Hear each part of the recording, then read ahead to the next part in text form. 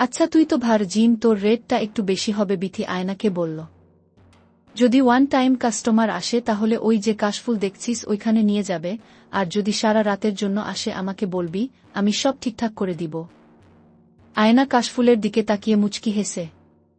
এই কাশফুল দেখতে ছবি তুলতে আসে তার প্রিয় মানুষটির হাত ধরে, কিন্তু আমি কি কপাল আমার করি। প্রিয় বন্ধুরা, পুরো গল্পটি খুব মনোযোগ সহকারে শুনবেন, তবে গল্পটি শুরু করার পূর্বে আপনাদের নিকট আমার একটি ছোট অনুরোধ। বন্ধুরা, আমার চ্যানেলটি সাবস্ক্রাইব করে আমাদের সাথেই থাকুন।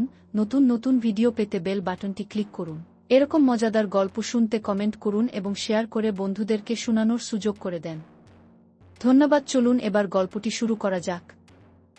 একটি মেয়ের কয়টি বাপ আছে সেটা আমরা খুব ভালো করে খোঁজ খবর রাখি, কিন্তু একটি মেয়ে তার পরিবারের জন্য নিজের শরীরকে বিলিয়ে দিতে চলেছে। নাম তার আয়না, ডাক নাম অভাগী।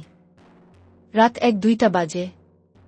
শরীরে রঙিন শাড়ি জড়িয়ে, কড়া পারফিউম লাগিয়ে, ঠোঁটে লাল লিপস্টিক মেখে চলো ঘুমন্ত রাস্তায় তার এক বান্ধবীর সাথে সেও অভাবে পড়ে এই রাস্তায় নামতে বাধ্য হয়েছে। যেতে যেতে সেই পতিতালয়ের মোড়ে এসে হাজির হল। এমন সময় আয়নার বান্ধবী বলল, আয়না কোমর থেকে শাড়িটা সরিয়ে নাভি বের কর, না হলে কাস্টমারের নজরে আসে না, কিস্তি হবে না তোর প্রতি। আয়নার বান্ধবীর নাম বিথি। বিথির কথা মতো নিজের নাভিটা বের করে আয়নার মনটা কাঁদতে থাকে, কারণ একটা মেয়ে অহংকার হল তার ইজ্জত, সেটি আজ কোনো কুকুরের খোরাক হতে চলেছে। বিথি এটাও বলে দিল, প্রথম প্রথম অনেক লাগবে, কিন্তু মুখ বুঝে সহ্য করবি, তোর কোনো কথা শুনবে না, কুকুরের মত ছিঁড়ে ছিঁড়ে খাবে। আয়না বিথিকে বলল, তুই চিন্তা করিস না, আমি পারব। বিথি আবার বলল, আয়না তুই একবার ভেবে দেখ, এখনো সময় আছে। আয়না বলল, না রে, কাল বাড়িতে টাকা পাঠাতে হবে, আজ বাদ দিলে মা হয়তো বাঁচবে না। বিথি, কিন্তু এইভাবে তোর জীবনটা নষ্ট করে দিবি। আয়নার তাছাড়া আর কি করব, কোনো উপায় নাই। বিথি আয়নাকে ডেকে বলল, এদিক আয়, শুন। আয়না, কি? তুই তো ভার্জিন, তোর রেটটা একটু বেশি হবে। এমন সময় একটা প্রাইভেট কার আসলো। ব্রেকটা করল বিথির সামনে। গাড়ির দরজা ঠেলে একজন ইয়াং ভদ্রলোক নামলেন আর এদিক ওদিক খুঁজতে লাগলেন।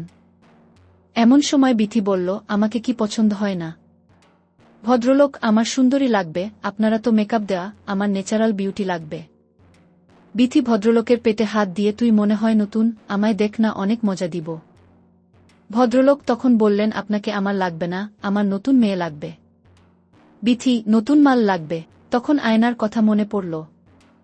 বিথি আয়নাকে ডেকে আনলো আর বলল, এই যে নতুন মাল, একদম খাঁটি ভার্জিন, অভাবে পড়ে এসছে। আয়না নিচের দিকে মাথা দিয়ে আছে, কোনো কথা বলছে না। বিথি তখন ভদ্রলোককে বলল, কত দিবি? ভদ্রলোক বলল, আপনি বলেন কত দিতে হবে।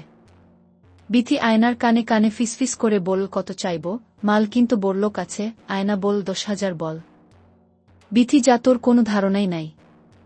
বিথি ভদ্রলোককে বলল, 40,000 দিতে হবে এক রাতের জন্য, খাঁটি ভার্জিন। ভদ্রলোক, আচ্ছা আমি তাই দিব, তাড়াতাড়ি গাড়িতে উঠেন। বিথি আয়নাকে গাড়িতে তুলে দিয়ে বলল, কোনো সমস্যা হলে আমাকে ফোন দিস। আর ভদ্রলোককে বলে দিল বিথি, দেখ মেয়েটা নতুন, একটু আস্তে বুঝছিস তো, আর বেশি যেন করিস না, মেয়েটা কিন্তু নতুন, পরে দেখবি কে লিয়ে পড়ে আছে, আর তুই ধর্ষণের কেস খেয়ে গেছিস। ভদ্রলোক বলল, আচ্ছা আপনি চিন্তা করবেন না। বিথি, তোদের ছেলেদের নিয়ে তো চিন্তা, জিনিস পেয়ে আর হুঁশ থাকে না, আয়নার মতো তোরা। কথা না শেষ হতেই গাড়ি স্টার্ট দিয়ে চলে গেল। গাড়ি ছুটে চলেছে গুলির বেগে। প্রথম শেক্স, আয়নার ভয় ভয় লাগছে। এইসব ভেবে আয়নার শরীর ঘেমে যাচ্ছে। লোকটি তখন এসি অন করে দিলেন। আয়নার অবস্থা দেখে দুজনের মাঝে কোনো কথা নেই, দুজনেই চুপচাপ। প্রায় 2 মিনিট পর ভদ্রলোকটি গাড়ি থামালেন আর আয়নার বুকটা ধুকপুক করতে লাগলো, না জানি কি হয়, না জানি ভিতরে কতজন আছে, কিন্তু গাড়ি থেকে বের হয়ে দেখল এটি একটি বিউটি পার্লার। আয়না কিছুই বুঝল না, তাহলে এখানেই আজ তার দেহ বিসর্জন দিতে হবে। বিউটি পার্লারের সামনে গাড়ি পার্ক করা হলো। রাত তখন 1-2টা বাজে, এত রাতে কোনো পার্লার খোলা থাকে মনে তো হয় না। আয়না মনে মনে ভাবল, হয়তো আজ একটি নারীর অহংকার ধূলিসাৎ হতে চলেছে, কিন্তু সেটা তো নিজের ইচ্ছায়। যাই হোক, ভদ্রলোকটি আমাকে ভিতরে নিয়ে গেলেন। সেখানে 2 জন ভদ্রমহিলা ছিলেন। তখন ভদ্রলোকটি বললেন, তাড়াতাড়ি কাজ করেন। আয়না মনে মনে মেয়ে হয়ে আরেক মেয়েরে কি করবে? তখন আয়না বলে উঠল, উনারা কি করবে? ম্যাম, আমরা আপনাকে বউ সাজাবো। আয়নার বউ আমাকে বউ সাজাবেন মানে? এই সাহেব এইসবের মানে কি? ভদ্রলোকটি তখন পার্লের মেকানিক কে একটু বাহিরে যেতে বললেন। তারা দুজন বাহিরে গেলেন। ভদ্রলোকটি বললেন, আমি নিলয় চৌধুরী, কিন্তু সবাই আমাকে নীল বলে ডাকে। নীল আয়নাকে বলল, আপনি যা ভাবছেন তা করব না। আয়নার তাহলে কি করবেন? নাকি আমাকে পাচার করে দিবেন? নীল, আরে না, তা করব কেন, আমাকে কথা শেষ করতে দেন। আয়না, আচ্ছা বলেন। নীল, আপনাকে অভিনয় করতে হবে। আয়না, কই, সিনেমায় নাকি নাটকে?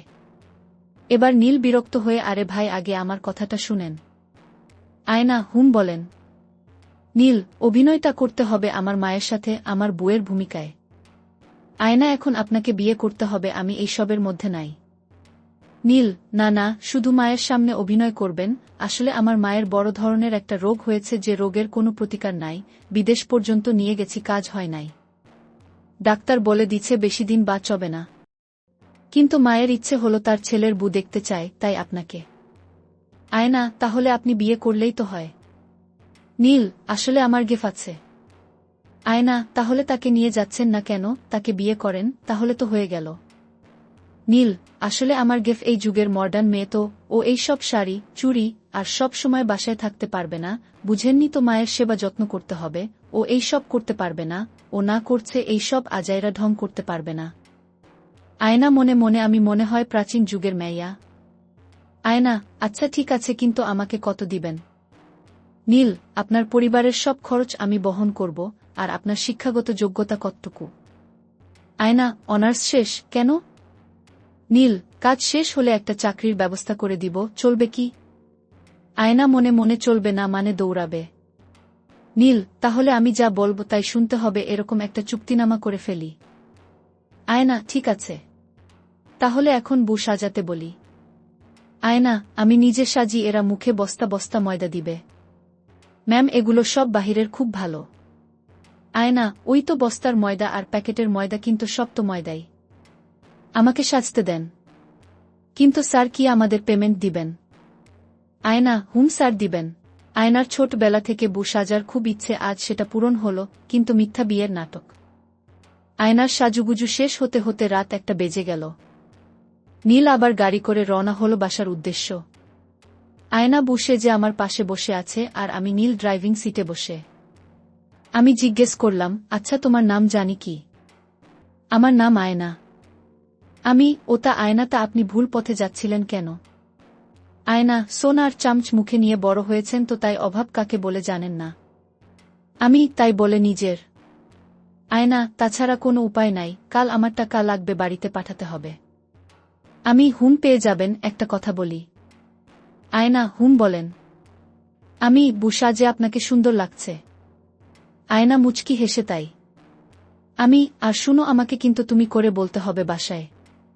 কথা বলতে বলতে বাসায় চলে আসলাম। কলিং বেল টিপতেই খালা দরজা খুলে দিল। খালা আমাদের কাজের বুয়া, কিন্তু খালা বলে ডাকি। খালা, ছোট সাহেব, এটা আমাদের বৌমা। আমি, হে খালা, মা কোথায়? খালা, আফা তো ঘুমাচ্ছে। আমি, তাহলে ডাকার দরকার নাই। খালা, কিন্তু আফার দেখলে তো মেলা খুশি হইত। আমি, আচ্ছা ডাকো ডাকো। রহিমা খালামাকে ডাকতে চলে গেল। আমি আয়নাকে বললাম, আসলেই পায়ে হাত দিয়ে সালাম করবা, আর যা বলছি রাস্তায় মনে আছে তো? আয়না, আপনি কোনো চিন্তা করবেন না। একটু পর দেখি মা দৌড়ে আসছে। কই, দেখি দেখি আমার বোমাকে। মা আসতেই আয়না পায়ে হাত দিয়ে সালাম করতে যাবে, কিন্তু মা বলল, আগে মুখখানা দেখি আমার বোমার। আয়না লম্বা ঘোমটা দিয়ে আছে। মা হাত দিয়ে ঘোমটা সরিয়ে মুখের দিকে তাকিয়ে চমকে যায়।